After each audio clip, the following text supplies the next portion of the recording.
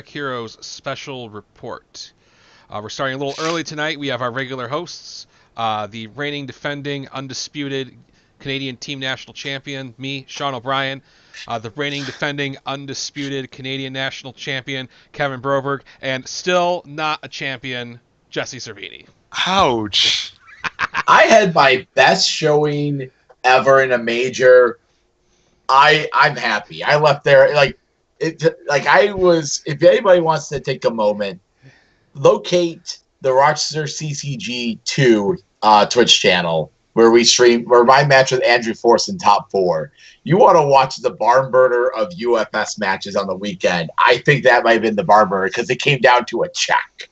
Literally a check for the win-lose. It was hot. I think it was a very good event. Congratulations, Jesse, on your first top 16 singles appearance. That's a huge accomplishment, especially this day and age. Back when Kevin and I did it, there were like 14 players, so it wasn't a big deal. And you managed to get to top 16 in a field of, I believe, 97 or some... 99 players. 99 players. 99. So, yep. A+, congratulations to you. Congratulations to our own Andrew Force, coming in second place, playing some ridiculous starter deck character. I didn't even know those were any good.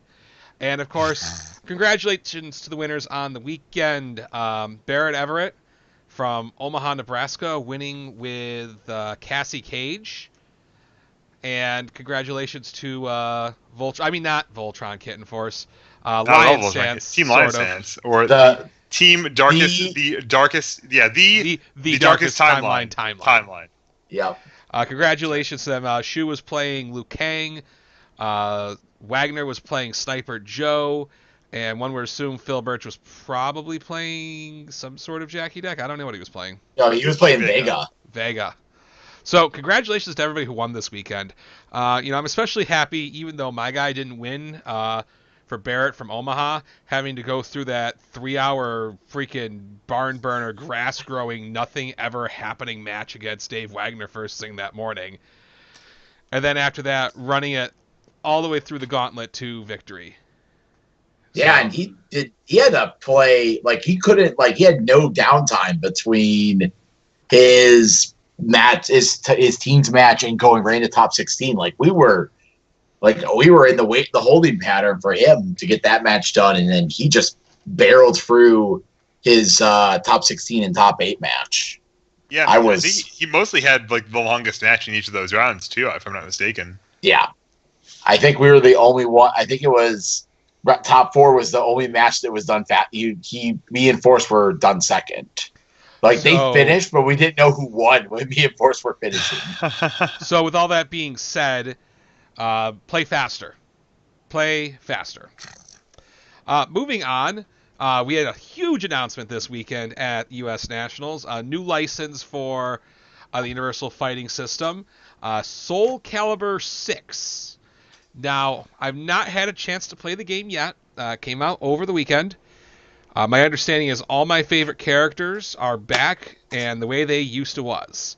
Everybody who entered singles got a pack of custom Dragon Shields featuring Sophitia.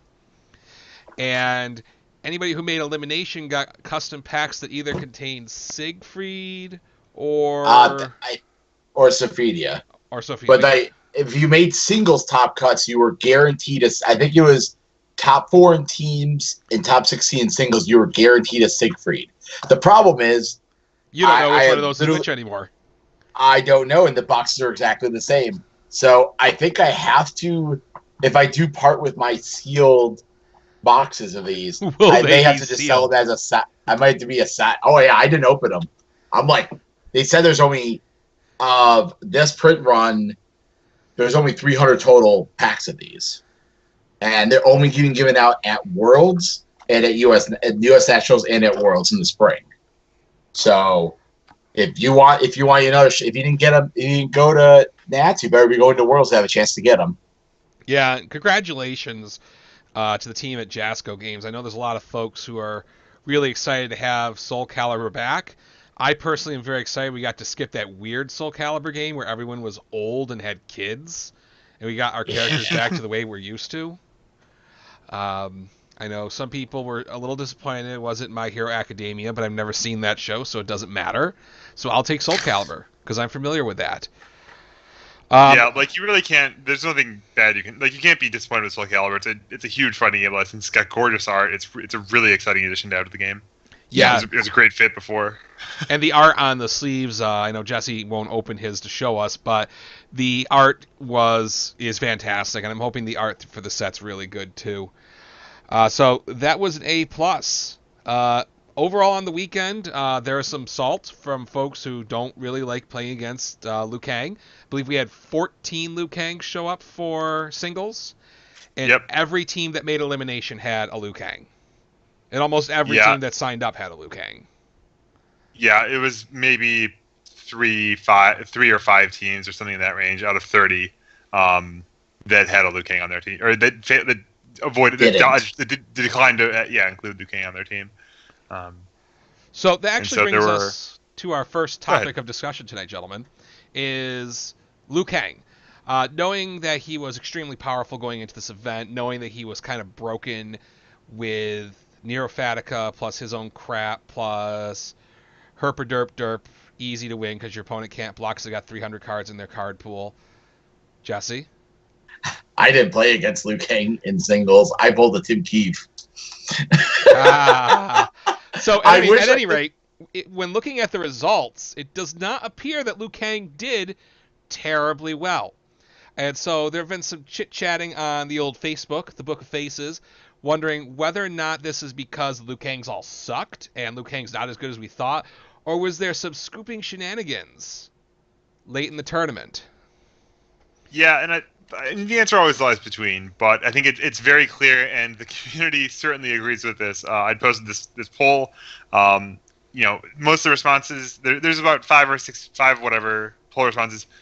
Many of them, like, is Liu Kang overrated? For instance, has 10 people think that he isn't actually the juggernaut of the format. That's the king of S++ here that can't be beaten by anyone. But there's about 80 responses. So I think probably just about everyone who selected this poll chose that part of the reason that we saw less of Liu Kang that you might anticipate in that top bracket is because people stopped playing once they were eliminated. And in the Swiss rounds with diversity system we have, you're eliminated if your record is 2 losses worse than someone. You're just out at that point. There's no way you can possibly catch up because of the worst strength of schedule, and there's a finite number of rounds remaining. And as it was, with one round left this weekend, there was a 6-0 Liu Kang and a whole lot of Liu Kangs with fewer than 5 wins, so 4-1-1 or worse. Yep. So this asks an interesting question. This is not really hypothetical. It's just kind of a thing we all just want to talk about what we think. Do you think, our 3 hosts here, that the reason why the Liu Kangs weren't at the top of the standings at the end was because that they took early losses and conceded rounds to friends, or Jackie was just good enough to beat all the Liu Kangs, that he's not as good as we all think, that James Stevens sucks, or if this is how the meta works. Just going with all the options you got on here. Let's see, Nats was stolen from Quan Chi, so none of it matters. And lastly, my favorite option, Thunderdome. So you get the Thunderdome in. All right. Duh. Yeah, I think a big part. I mean, I definitely think that Liu Kang. I really think that I put that option up there to be a little bit controversial, but I do think that Liu Kang is overrated in a lot of circles. I think he is beatable, and I think we definitely saw that this weekend. There were a lot of decks with positive records against Liu Kang, and I'd say positive, like extremely positive. Garrett actually played against 5 Liu Kangs and beat all of them. Liu Kang exited the first round in top 16 to Scorpion, which, I mean, Scorpion's on paper super to me, good. Yeah, he absolutely is. On paper to me, that's probably a 50-50, and I could be wrong about that. It could be lopsided in either direction, especially if the Scorpion, like in this, the Liu Kang player isn't prepared for Scorpion as Scorpion is for Liu Kang, so it might actually favor Scorpion. Which is one of the beautiful things about diversity, is that you see all these wild decks that are hard. It's hard to predict. And yeah, I think it's definitely true that Jackie is favored in that matchup in a broad scale. Well, yeah, because Jackie's got a big booty and gets to draw extra cards, and her And moves just hit like a dunks truck. you. Yeah. Like if Liu Kang but can't block, you could kill him in one turn. Yeah, for sure. And I say all of that, and then also I think I counted, and there's 11 of the 14 Liu Kang players on the first page of the standings. So they all have 4 wins or more out of 7, and you don't really do that unless your deck's insane, I think. Right. Well, I remember after watching one of the streams, our own Ryan Field playing Jackie forced a draw against the favored Liu Kang for the weekend, Scott Sudman. And I remember Scott saying as he's packing his stuff, I was like, well, my day's pretty much over now. Because I think most Liu Kangs felt like they were in a spot that they had to go 7-0 to have a shot. Which I don't believe actually ended up being the case. I believe Cody's Liu Kang was 6-0. 6-0. He was 6-0. Yeah, he was 6-0 going. He was 6-0 with Jay. Was Jerry 6-0 or Jerry was XO1? I think J Ray was XO1. They got paired in the last round, and Cody scooped him into top cuts. Yeah. So, integrity. Sorry. Yeah. I wanted to say it. Yeah. I think that our next topic is going to be the integrity of the results. So hold on to your pants, guys. Yeah. I think all said and done, looking at your poll, looking at what happened over the weekend, I had the good fortune during Signals of being an observer, because Singles is unpleasant, though I think my Snacker's deck could have snuck into top 16. I think that at the end, it was our normal things that happen in UFS. I think it happens in all card games where people start checking the numbers, knowing who's in, knowing who's out, knowing if they could safely draw in. Because honestly, after playing 6 rounds of UFS, if you can take a draw and know you're into top 16, unless you're, scumbag Jesse here, who makes his opponent play the last round. Hey, I had an objective of it because I expected, because Cody really wanted, to my understanding, Cody really wanted King of Swiss, and by making the Jackie play, I made him and J-Ray play, and then Cody pussied out, it looks like, in my opinion, and just scooped J-Ray in, which made my match not matter at all, which sucked. Because I thought I was making the top 2 tables play, and I thought that was... You just wanted higher seeding. Don't take this high road like you're better than everybody else. You wanted to win the 3rd seed. Guys, do we want to talk about Liu Kang at all anymore? Because I think I'd be happy to close the book on that and just move on. Well, I think he's a bitch. I would have rolled him. Let's move on. I think the last thing really to say about Liu Kang is at the end of... at the beginning of the last round, the Jasco Games team, that's when we handed out the sleeves and the cool announcement. They did mention that we're going to see some additional bans and erratas coming shortly. Yeah, they one really MRP unique, I think. One thing I've never seen happen before at a Jasco Games event was that they were very forward, very clear that Liu Kang was going to receive a most recent printing errata. That he wasn't going to be legal like this for very long. That this tournament wasn't going to happen again. They saw all of these Liu Kangs and they said, "Okay, we got to fix that." And they were very forward about soliciting feedback from the players about how to make a Liu Kang that's still Liu Kang, but isn't the Terminant Dominator, the threat that he is. The dark cloud over everything that he was this weekend. And that's awesome. I think that's great. Yeah. So let's talk about tournament integrity. Our resident draw master, Garrett Brett, posted a thread about tournament integrity today, and I thought it was an interesting read. One of you guys, if you guys could put a link into the chat, linking directly to this, I think it's actually a good read for anybody who plays UFS competitively, or plans to, or just likes listening to Garrett talk in 2,000 words or less about something that he feels is a problem in the game. I don't know about that one. Like I said, I thought it was a good read, and one of the things that really struck me more than anything else, we talked about people scooping and getting whoever they want into elimination, and one thing that really came out to me was talking about the stables. I mean, I think at this point there are 3-4-ish powerful stables in UFS that routinely put people in top cuts. There's The Legendary Wolf folks out in Omaha. UFSU also out in Omaha. The Horrible Octopus Rochester CCG that just takes players from everywhere. And to a lesser extent, some of the older stables still kicking around, Lion Stance and Voltron Kitten Force. And, Garrett talked about how he felt that players who play in a group or in a stable or on a team do have people who have a lot of friends. Yeah, have an advantage in, especially in UFS, because folks are more likely to scoop their friends, teammates, acquaintances into top 8, which then makes it difficult for somebody like Garrett, who nobody likes, and he's only friends with like Kirk Polka and his butler. Makes it difficult for him to make those things happen. I mean, let's say a new player looking to break in will have to go to a tournament and play 7 rounds, and he'll have to win enough of those rounds in order to make the elimination.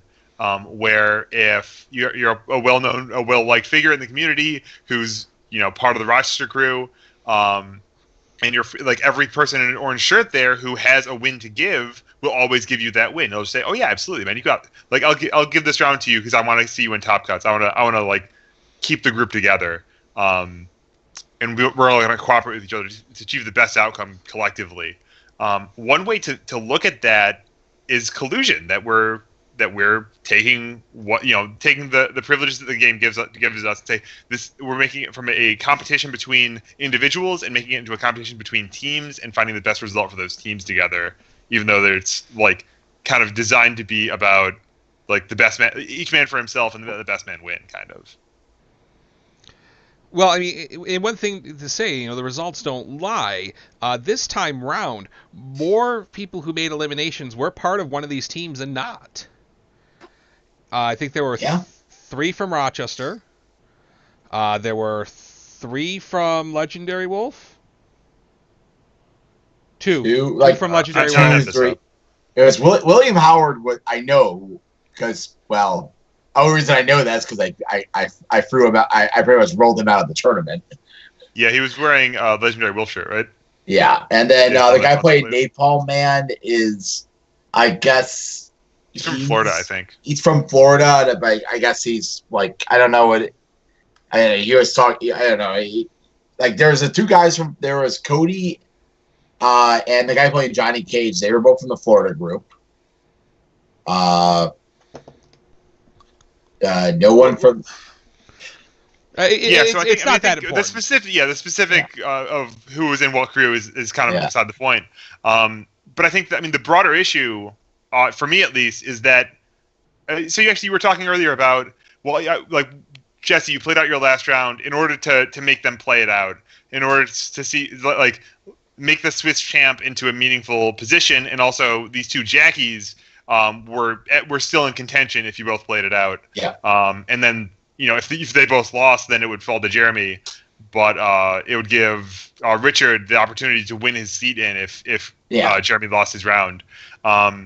And I think the question I have is, so like, what compelled you to do that? Like, why did you choose to make that decision instead of, because for instance, because win or lose, I was in. I think that was part of it, and I don't know. Maybe it was all the talk about we scoop all the time. The last rounds don't matter at the top tables. Maybe I know at that moment in time, I felt that was the right motion. Maybe it was definitely not this player's from a specific group, so I'm making him do this. It was if everything's my day was like, I won't lie, you could see me all day during singles. I was just like sitting down every round expecting my deck to crap on me. So I just kept going through the motions every round and just kept playing. And finally, when I after round 6, when I beat Chris Dixon playing Reptile, I was like, all right, I'm in. Cool. Let's keep going. Let's see. I don't need downtime. When they announced we were not playing top 16 that day, I was like, okay, so I want to play at least one more time today. Might as well. Yeah, so you enjoyed playing your deck. You wanted to play more UFS. Yeah. But like absent from that whole conversation is a actual compelling reason for you to prefer one outcome over the other. There's no reward for being a higher Swiss seed. You had already locked up the best result out of Swiss, which is simply top 16. And seeding matters to an extent in that you might in the dark you'd rather be paired against someone who has lost twice on the day than someone who hasn't lost. It's better to be like a lower seed is more just that's evidence that they're a weaker player or whatever. Like being put myself in the 5-2, like there was if I type because the 5-2 put me below 8. I came in I think it was 10th, and I just got I'm not gonna lie, like I've been once I found out I was playing against William Howard, I'm like, all right, I'm gonna beat my third Vega on the weekend. And then I got paired into Bo, and it was the same thing. It was just like, oh, I have an amazing Heidi matchup.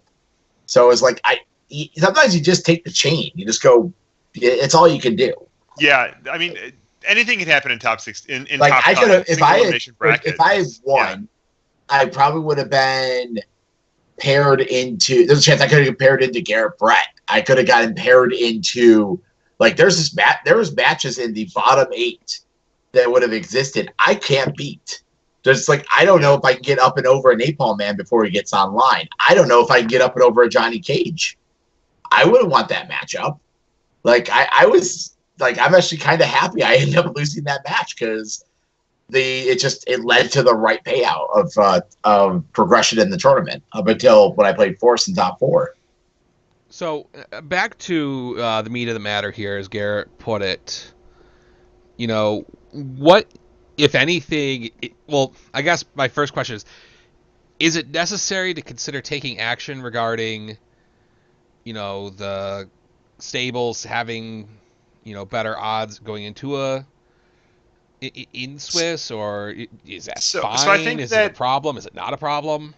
Yeah, I think that it's in an ideal world that wouldn't happen. And I think that I could talk about how I think you can bring us to an ideal world, but in an ideal world, it'd be you want a completely level playing field, and it's a small but unfair advantage that some players get concessions, that some players get favorable that get IDs out when they maybe shouldn't or whatever. It's unfair that in the last round there are people who are playing for top 16.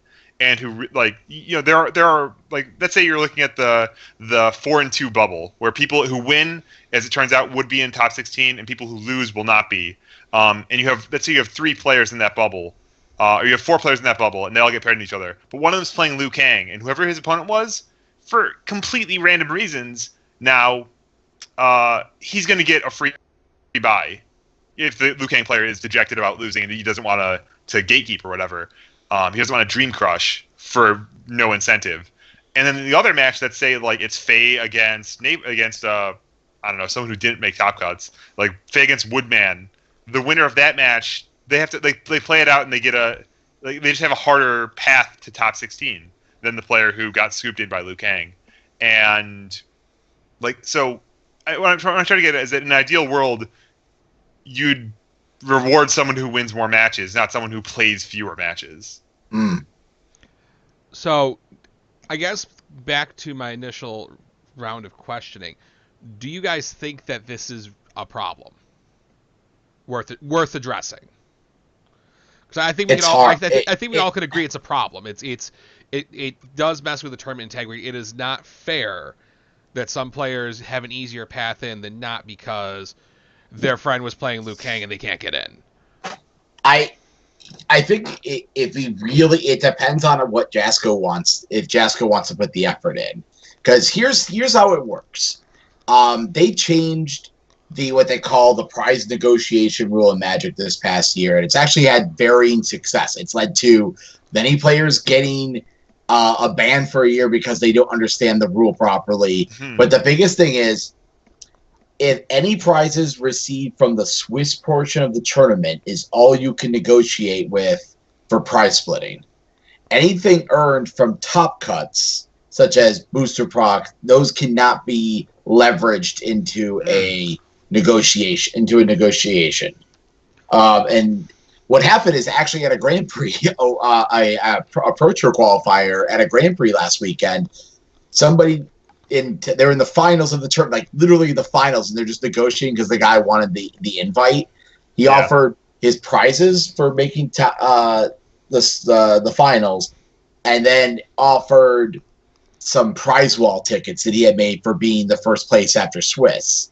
By offering those tickets, he had then invalidated the contract, and thus he got disqualified. Plus, he now has a 6-month suspension from Wizards. It's really tough. The other big thing Tim, I actually kind of agree with that one. I wish blind tables would work. It's just we have to be doing two things. We have to obviously, if they're going to post standings somewhere, or we're going to be able to figure out standings. Like it's not even with blind play. It's like, oh, we're going to know who are the XOs throughout the tournament. The biggest thing to figure out is where. I think the other thing is that you have to have a good diversity prize. That's my personal feeling. Like, you want people to keep playing all the way into the end. You have to make the diversity prize more attractive, more attractive and equivalent to a top 16. Like, if you lost in top 16, minus some exclusivity to the top cut, such as a mat or something like that, but like any physical product, that should be the match. Like at Worlds, you get diversified, you got a box at Worlds. Whatever top 16 or top 8's payout, that's what it should be. I understand that that's Wizard and Magic, guys. I'm just saying we're trying to get something. I'm just trying to use it as a base of comparison. Because there's not many games out there where scooping, and we have an actual diversity system. There's not many games out there that have that anymore. And the games that did have it had gigantic cart pools where, like, they're cutting to top 32 or top 64 in 120-man tournaments. We're cutting the top 16. Yeah, and I guess I'm curious in those games how they handle those late rounds of Swiss. If you're locked for top 64, why do you keep playing? Is there a point where it's like it's a weird elimination tournament where if once you get 5 wins, you're done. Well, you're done today. You're kind of in a sub bracket. Here's how it works. I'll use the example of Raw Deal. In Raw Deal, you were ranked instead of there was the overall tournament rankings, and then there was your by character ranking. Those were posted every round. So if I registered playing The Undertaker, you would see your matchups against the other Undertakers. So they had diversity in that game? Yeah, they had diversity. Okay. They did have diversity, but we're also, if you have at least 64 players, you're cutting to a top 32. Like, it cuts to half the field if viable. If there's at least 64 variant, and then if you cut to 120, if you have a 128 or higher tournament, it cuts to 64 viables. I was in a tournament where I was the only person who entered as a character. I went 2, 5, and 2, and I made top 64, and I made it to the top 8. You got to play single elimination after that. Jesus. Oh, because I had a deck that didn't have a deck that wins in infinite time. That's why my deck won. It's terrible to say that, but it was fun. Kind of refocusing back to UFS here. I am looking through the chat, and a suggestion came up that I've thought about before, and that, perhaps in Magic, if the higher seeding you have the choice to go first in top cuts. And I wonder if that would be an alluring enough prize to convince UFS players to continue playing, because going first, as every competitive UFS player knows, is the advantage in our game. For sure. Honestly, you get the choice to go first or second. So if it's not to your advantage, you can choose to go second. So I wonder if Jasco was to introduce that into their high-level events, that would encourage players to keep playing, because maybe someone like Jesse, who could just, take the draw and get in because he knows his opponent is unlikely to get in, maybe that'll make more people want to actually play, because being 3rd seed is all of a sudden much better than being 7th or 8th seed if every round you get to choose who goes first. Unless you have to play, obviously, the Swiss champ or the second place person. Mm. So I think that might be something that could solve the problem. Make me on the higher half of the top cut, Matt, would be more valuable. I could definitely see that.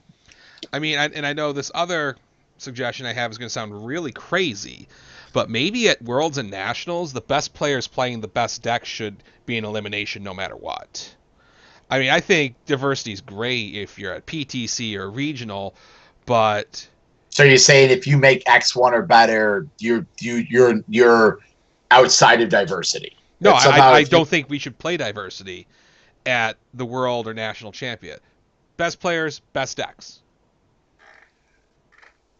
So I wanted to I know we kind of wanted to avoid that, but go ahead, Kevin. Well, that's a bold idea. I mean, that's an idea that we could talk about forever. I think what the merit of the diversity rule, and what it does to the game or whatever. And I think that this is kind of I think that in the broad category of ways to improve a tournament, I think that's kind of. I mean, we could use that as a means to an end, but I think there's a lot lower hanging fruit. And I'm actually going to use an alarming number of food references here. But I think that, broadly speaking, like we talked about, we want to make it a fairer playing field, a more level playing field. We wanted to do some of these things to toward I forget exactly if there was a good statement of like what our goals are. But like there's kind of two ways to make a change in a tournament system like this. You can give players carrots, or you can hit them with sticks. And I think that the rule that you talked about in Magic about prize splits that results in a lot of people getting disqualified and suspended for breaking the rules, that's a stick. And I think of diversity as a stick as well, because people get eliminated, even though their record is very good. And I think that the idea of the first player advantage or the top seed advantage is an excellent carrot. It's an excellent way to just give something to, I mean, it's kind of zero sum at the end of the day, right? Like you can view diversity as a carrot as well, because it gives you an incentive to play something a little different. But I think that the top seed, I think the top seed advantage is an excellent carrot to keep playing your rounds, to keep playing for good outcomes, even though you're already blocked for top 16. The diversity prize is a carrot. It's an idea that we need to have an incentive for people to keep playing their rounds, even though they're mathematically eliminated by being behind Cody Kent in this case. We saw these people at 4-2-1 and worse just because they didn't have any incentive. It wasn't worth their time or wasn't worth their focus or whatever. They didn't have anything to play. They didn't have anything worth playing for. So yep. It might be worth more social points to say, oh, hey, you're my friend. I'd rather solidify our friendship or like solidify our group bond by scooping to you than play out for a couple booster packs. And so I think broadly, like, blind rounds isn't really fit in this model, and so I think that it kind of it's not that surprising to me that it has a bunch of problems. I mean, my concern with blind rounds is if you've got somebody like me on your team who doesn't play in singles, then you have somebody to run around do math for you literally all day to tell every person on their team where exactly they stand. I mean, I don't think it would be unethical, especially since they post the standings every round. But it once again, it would grant another advantage to those team stables. Yeah, and I think that it's really useful to have a clear eye on what exactly we're trying to accomplish with these with changes like this. Especially when there's if there are measurable outcomes, that those are incredibly valuable to keep an eye on. While of course not losing sight of everything else that's not being measured necessarily. Absolutely. I think if Jasco and company are smart, they do take a look at this thread and have some serious talk internally about ways that they can continue to improve the integrity of their events. Because I think overall it was a very good event. I think a lot of good things happened. And with that in mind, gentlemen, are we ready to segue to one of our favorite segments after major events? And that is props and slops. Mm-hmm. So, for sure, what we'll do, I like to change this up every time. We're going to go around. The order has been predetermined by me, and we're going to start with some props. Each one of us is going to give a prop, and we're just going to keep going around in the thing. And then if there are any slops at the end, which I don't think there are many this time round, we can kind of get it off our chest and talk about it at the end. So I did determine the order. It is going to go Kevin, Jesse, and then myself for the props. Kevin Broberg, you are at the top of the list, so give the first prop of the weekend. All right, for sure. I mean, obvious first place here. Props to Jasco Games for running an excellent event, for having an exciting reveal, exciting prize, great news, for being super approachable all weekend, for helping to get together all these streams. They just did. I mean, Luke, Shane, Jason. Was there a fourth Jasco staff there? Sean Canada. Yeah, Sean Canada. I don't even know everything they did all weekend, but they put on a great event. And, great job, guys. Jesse Cervini. Prop on the weekend. Man, I don't know. I have my slot pile. I have my own slot pile going here, but props on the weekend. I mean, I enjoy the event. I always do. I'm not gonna. I'll say this. It's not that I don't have a prop on the weekend. It was a great time. Like, Nationals is always a great time. The prizes were awesome. I loved that they had exclusive mats for both top cuts of both teams and singles. They were amazing. I finally have one of those cool little embroidered edge mats, and it's nice. I like having it. Great job on the prize support, Jasco. I'm very happy with what my walkaways from the weekend. I have a prop. I know this kind of falls in the slop column too. I know at one point Fantasy Flight's wonderful software the backhanded exploded prop. in their faces. And I know that they had to rebuild like 2 rounds of data. Huge props to the Jasco Games team, and that they were able to rebuild 2 rounds in a 99-person tournament in 40 minutes. That, I think, is incredible. I think that's props to them for being very organized with their match slips. Props to them for, running 2 concurrent versions of the tournament on 2 different computers at the same time to make sure that they are able to... I don't think they were. Well, they usually do. Oh, I thought they were doing a hard read. Like, I walked over and I was like, they were looking over sheets. They were doing everything. I don't think they were double running this year. Well, at any rate, even if they were single running, the fact that they could rebuild 2 rounds of that tournament in 45 minutes, I think, is incredible. So props to them to really being super organized. And I think that's the thing for that. They were super organized. The prizes were handed out in a quick manner every round. Match slips were put in for the most part. There were no repairings.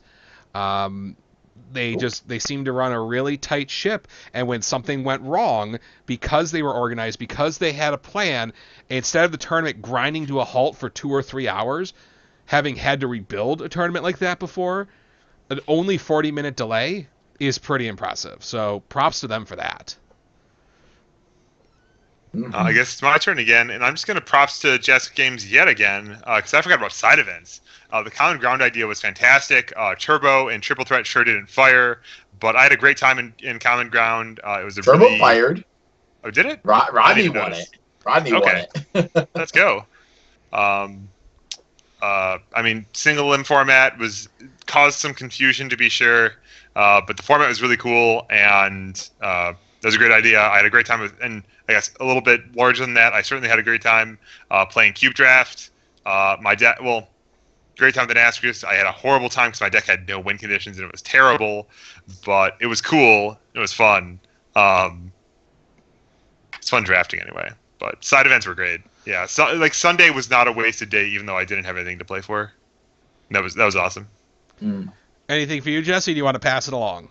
I'm gonna props to Sean O'Brien. Thanks for bringing streaming equipment, because we got to have 2 streams going because you bought 2 computers with you and the equipment to run 2 streams. That was great. Awesome. Props to the UFS players. I made the trip across the country. I brought a whole bunch of crap with me, and you guys gave me a whole bunch of money. It makes it a lot easy. Don't laugh. It makes it a lot easier to make these trips, to offer these services to our players when people actually want to support their retailers.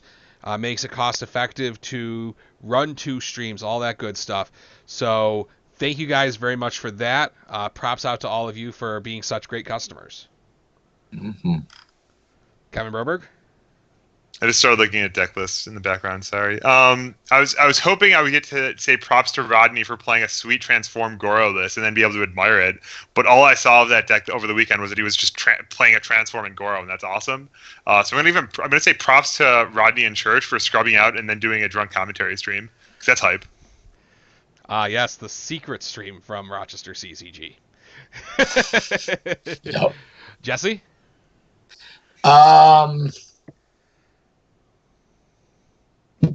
I'm gonna throw a slops out there right now, and It's this one kind props time. It's props time, then pass. All right. Backhanded prop.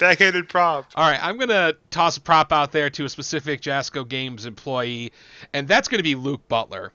Luke Butler was a champ this week, and he sat there and manned the streams for 3 days straight. And I don't know about you guys, it's fun to watch matches of UFS at home. It is dreadfully boring to watch them in front of you and having to pay really close attention to update those life totals. I was not good at it. Big props to Luke Butler. He was really helpful. He actually got me to switch from OBS 0.6 to OBS Studio, which allowed us to have a much more professional look. So props to him for that. Props for helping us get the drunk stream set up when we just decided to do it on a whim. If we're going to do props for streaming, props to Dad. He got his streaming going, so we could actually stream all 3 games in the singles, in the teams finals rather. So props to him. His stream was only up for like 15 minutes for the Liu Kang mirror, but it's still pretty cool. So props for streaming. I think some people couldn't make it out, and they're glad to see what was going on the whole time. Kevin Broberg, your turn. I'm gonna give props to Garrett Brett for slaying Liu Kang's brains out in singles. Getting paired with him 5 times and beating him all 5 times is pretty incredible. Even if some of those, you get an asterisk for being the garbage time sandbag. Like, who cares if I win or lose? I'm still out of top 16, kind of stuff. But yeah, that's really awesome. His deck was really cool. Let's go Frosthammer. Jesse, passing still? Pass. All right. I'm going to toss some props out to the Holiday Inn. They kept the water going for most of the event. I was not thirsty. And, one of the things we always hype about and talk about and beat like a dead horse before every event is making sure that you stay hydrated. And the Holiday Inn, I think, did a really good job of making sure that happened. Also, continuing props for the Holiday Inn, my room was very clean and very comfortable. Yeah. Kevin? You played freaking Skullman. You lying. Anyway. Right, so Kevin loses his turn. Jesse passes. Sure. Props out again to the champions. Congratulations. I think all the final games were interesting and exciting and enjoyable. So props out to Lion Stance and Barrett. Kevin Broberg, it's your turn now. Oh, you all look alike. Anyway, so I'm interacting with chat, Sean O'Brien. Props to Barbecue Kitchen, the best thing I didn't know about in Atlanta, which probably isn't true, but because I still don't know a lot about Atlanta. But Barbecue Kitchen was fantastic. I actually ate healthy food this weekend. I ate a bunch of collard greens. I ate a bunch of beans. Had the fiber in my diet. I had a bunch of lean protein. It was fantastic, and the biscuits were to die for. That is not health food. I don't care. Oh, those biscuits are good. Biscuits. And with jelly, and a piece of fried chicken in between them. Fried chicken, buttery biscuits, and grape jelly. I mean, that is like heaven. And I'm a northerner, and I know that. Alrighty. Since Jesse's been waiting the longest to say something, it's time for the slops. Slop it away, Jesse.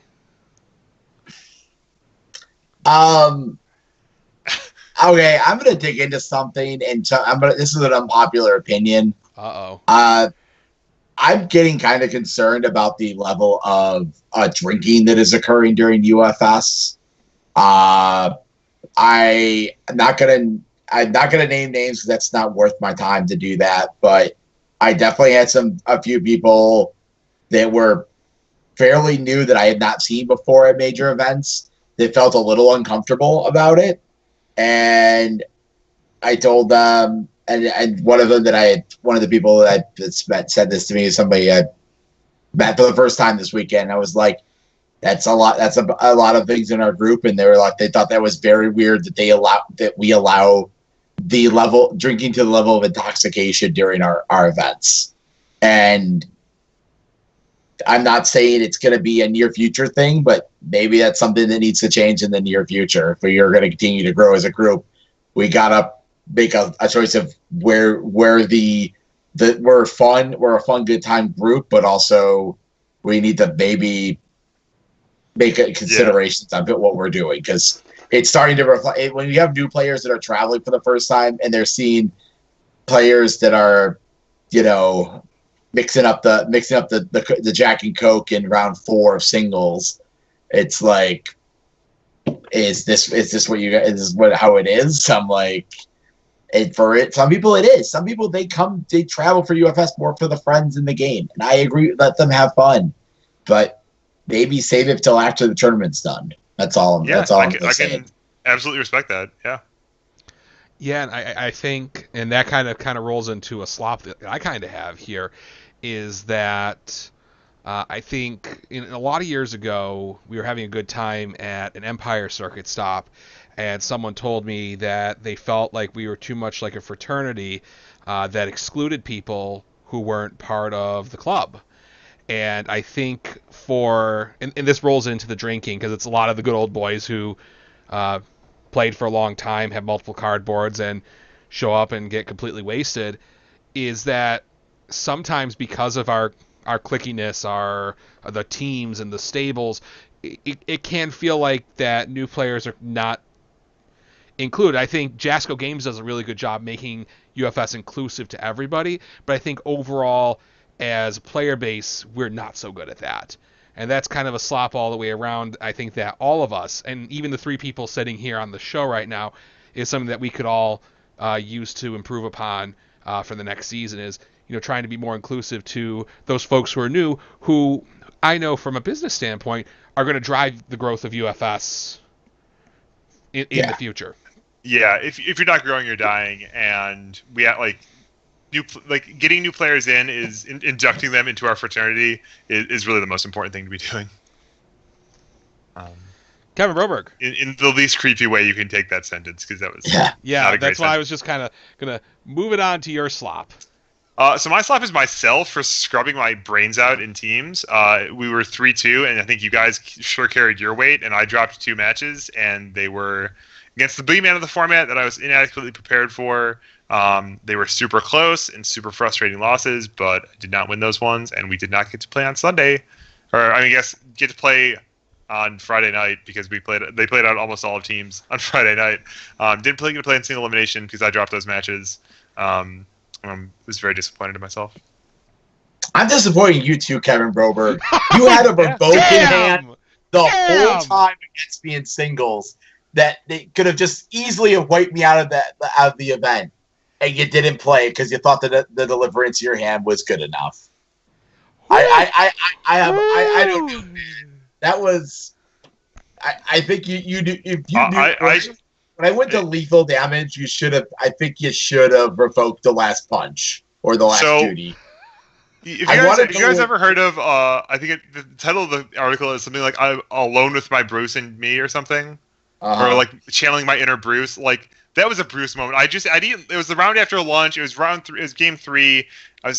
My brain wasn't all there, and I was like, he doesn't have it. And I knew you had it, and I don't need to do this. I was channeling giggles all for Swiss. We all know this at this point. Like, I killed a Vega going second on turn 1. That was my highlight of the weekend. I will stand by that. That guy was not happy. Okay. I'm going to toss a little slop out there to Jasco Games. We gave them a lot of props. I'm going to toss a little slop out there. I think during teams, they had announced in advance that they were going to play the first round of elimination on teams on Friday night. and then they elected to play the second round of elimination on Friday night. Well, as you guys know, and you've played tournaments with me, I don't like breaks. I'd rather you guys starve all day than take a break. You got to stick to your guns on what you announce if you're able to. I mean, there were people who made plans, didn't eat, did eat, took medications, didn't take medications, based on expecting elimination to end after top 8 and then going to a top 4.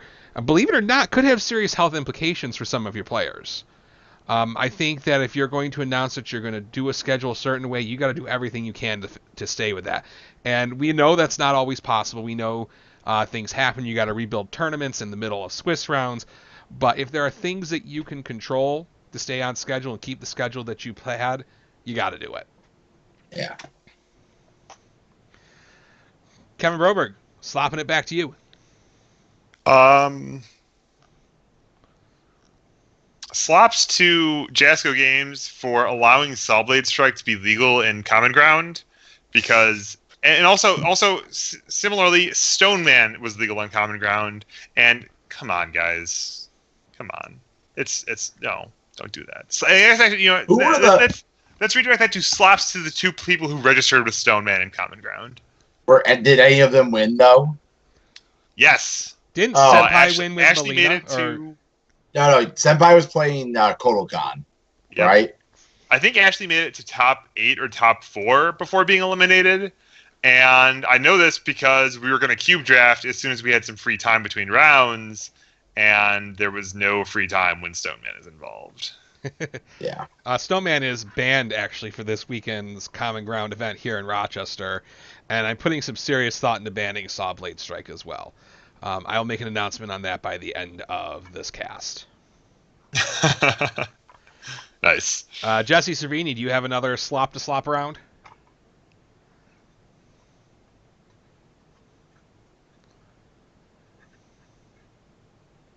You can pass. You can pass. I'll pass. We can bring it around.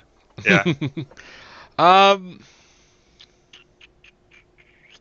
You know, I don't have many slops on the weekend. I think Jasco Games ran an excellent event, and it was good to see the fam. So I'm going to pass. Kevin Broberg, slops back to you.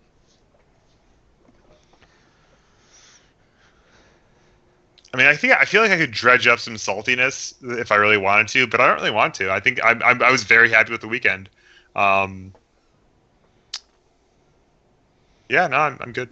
Well, okay then. Are we ready to move on? Yep. All right, Commissioner of our character draft. All right. Tell us about where we were at after the weekend. All right, so we had a very competitive weekend this time. Everyone got on the board with at least one character. We had, thrill of thrills. We actually had 3 characters in top 16 go unclaimed. So out of 35 choices, we still couldn't get 50%. Like, can't even fill up half of that. Barely beat a third, guys. Come on, you gotta step your game up. I'm used to choosing 10 people. It's a lot easier when I could choose all the characters in the most recent sets. Too many, yeah. So by scores, our first place finisher is right now is Jesse, leading the pack by successfully selecting the first place finisher in singles for the largest 5-point gain, and also with a strong weekend on his own back, carrying Kung Jin to the tied 3rd, 4th place for a nice payoff there, and as well also had Johnny Cage the top 16 finish, with the sneak in. And in second place, thrill of thrills, we have a 2-way tie for second between Luke and Piglet. How many points did he get from Eligor? He got none. Okay. Eligor was on the stream, so I thought he was doing pretty well. Mainly on the back of Jackie Briggs, with the highest payout for the weekend, tied for first place. Jackie, because of her 2 X-1 finishes, scored Luke 5 points by herself, and he also picked Bromley's Fadak, which I think is one of the strongest contenders in the format, but still only finished in top 16. Had a tough round 1 loss. His deck crapped on him so hard against Barrett in top 8. And his deck was so cool. Like I was just waiting for him to like he went in for the kill, and then everything fell apart. Like he had the kill on board to Barrett, and then it's just like Barrett hit the right cards off of Cassie's ability. He then he had a hard check. He did some, like they went back and forth, forcing Barrett to make a blind check. The blind check was a 5, which he had to tap out the pass for the stop, the tap out Faye. Oh, it was like, oh my God, I thought Barrett was done there. I was not looking forward to playing against that Faye. Let me tell you, that thing's scary. Yeah, I first saw it on stream in the Tampa PTC where it was stun 1 million. It was hitting Anacris with stun literally 1 million before sand grenading his brains out. Very exciting deck. So that and then that's our second place. Tied for second place is Piglet. Cecily's picked the second place finisher Vicious, and then also picked up points from Mad Pro and Vega. If I had my way, he would have picked up a lot more points from Vega, but Jesse made sure that wasn't happening. So Jesse really, this is amazing. Jesse's in first place, and he did it on his own. Yeah. But and then down in then we have Sean wrapping up with 3 points, all scored by is it all scored by Liu Kang? Liu Kang and Reptile scored some points, and then bring up the tail, we have Slam and Chris tied at 2 points apiece, both by picking one of the top 8 finishers, and then Tim Keefe, who got a top 16 Spike 1 pick and nothing else on the weekend. That was Garrett's deck, so, I mean, good read there, but Garrett could not overcome Heidi and went out in the round of 16. Garrett went to game 3 against the Heidi, too. Garrett, that was like, when I saw that, I walked over and I'm like, is it over? And Garrett's like, we're going to 3. I'm like, wait, what? Well, I remember before elimination started, I was sitting with Garrett as he was sorting his deck, and I'm like, Garrett, how the hell do you even win this match? You're like, oh, I don't know. I'm just going to have to play some good cards, I guess. He's like, I have no chance. That's my best Canadian accent there. Yeah, those +0 mid blocks are pretty good against Deep Freeze and a Deep Freeze control deck. A control deck that's trying to finish with Deep Freeze and Swimming Bird in large part. I think that was actually my pick when we were talking over. I was with Tim after top 16 was announced. We were talking over, kind of handicapping and picking who's going to be an exciting match, who's going to be close. Honestly, to the credit of this format, most of these matches sounded incredibly tight, incredibly interesting on paper. Lots of really cool 6-hand size kind of mid-rangey decks crashing into each other. The Liu Kang Scorpion match was, I'm sure that was a barn burner. I don't know if it was caught on stream. But, no, it wasn't, sadly. Those are two really potent, aggressive decks. I walked over when they went to game 3, I walked over to watch that because I was done in less than 10 minutes with my top 16 match. Because Willie Howard's deck decided it did not want to compete. And I walk over and I'm watching them, and I'm like they go to 3, and Liu Kang was going first. So I'm like, okay, it's gonna be a tough one. And I'd never seen a Liu Kang whiff. It was a part whiff. It was part Tam's deck just ran hot, and it was just like he tried to kill it. He tried to do the one thing you can't do against Scorpion, not kill them when you go to kill him. Oh no.